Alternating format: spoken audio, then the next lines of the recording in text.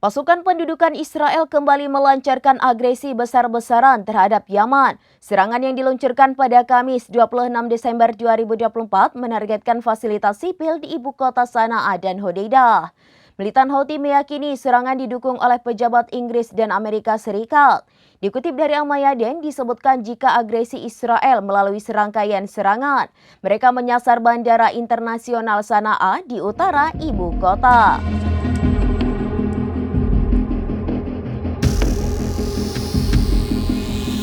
Pasukan pendudukan Israel kembali melancarkan agresi besar-besaran terhadap Yaman.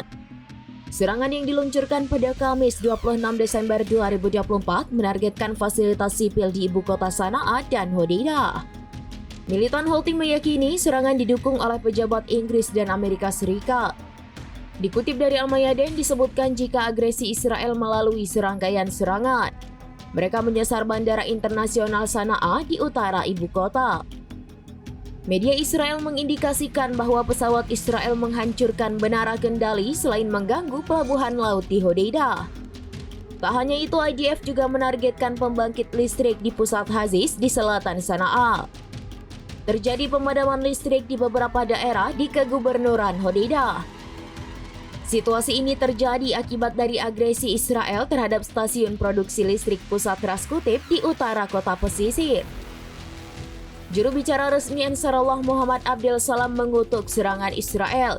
Ia mengatakan penargetan bandara dan infrastruktur sipil lainnya adalah kejahatan Zionis ke seluruh rakyat Yaman.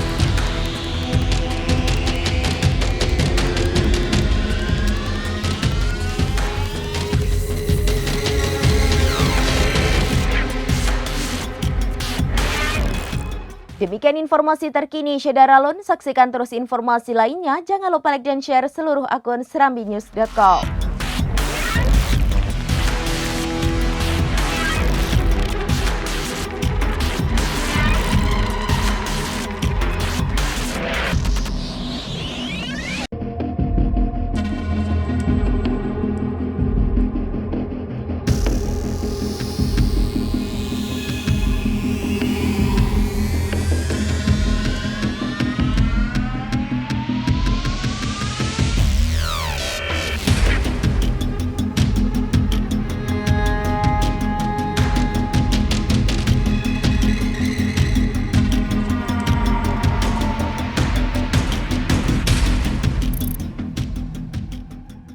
Download Tribun X sekarang, menghadirkan lokal menjadi Indonesia.